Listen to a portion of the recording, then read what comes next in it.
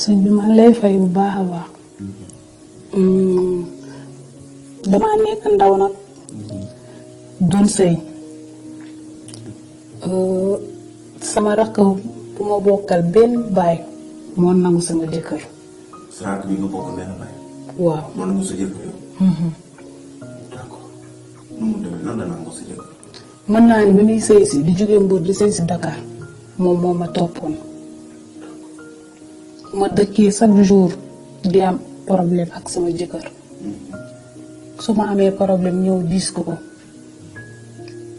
foog ni ba ma ko koy diis bi dama ko fajal. ndeke mi ngi am relation ak sama jëkkër ci biir kër gi. te yow yëgoo. te man yëguma ko.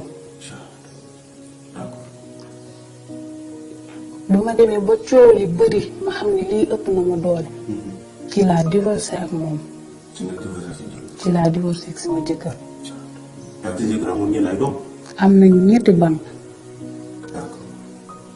bi ma divorcé dellu Mbuur ci sama kër papa. ndekk sama jëkkër boobu tey moo takk sama doom baay. sa jëkkër dafa la dugg ñëw tàkkat sa doomu baay. waaw. yow kenn wax may. sama papa moo ma maye. sa rakk bi kan moo ko may. sama papa moo ko maye. sa papa non mais comme sa papa xam na ne sa jëkkër mooy takk mu ñëw takk sa rakk. waaw xam na ko. ndax waaw. xaalis kase moo ko fi dugal. ak jiital bi nga xamante ne nii sama tante moo ko jiital. lu mu wax la wax lu mu waxul waxu ko. man jour mariage bi ci woon. ba bàyyi takk yee ba ñëw ci lay soog a xam ne sama jëkkër boobu moo ko takk. sama yaay ànd ak métit boobu ba léegi nii moo ko teg feebaru xel. yéen seen kër gi nii nekk ko léegi wala jóge ngeen fi ak seen. non ñun ñu ngi ci biir kër gi mais sama papa dafa ñoo abandonné faaleetuñu man ak sama yaay nii la ñuy rombee gauche ak droite léegi nag may ñaan may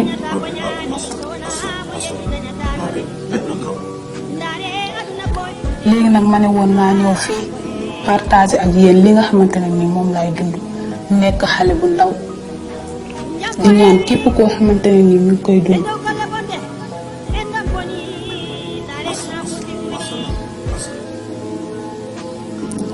di ñaan képp koo xamante ne ni ndaw la di ko dund bu amee loo xamante ne ni ñu ngi ci biir xol mu ñëw partager ko ak yéen loolu laa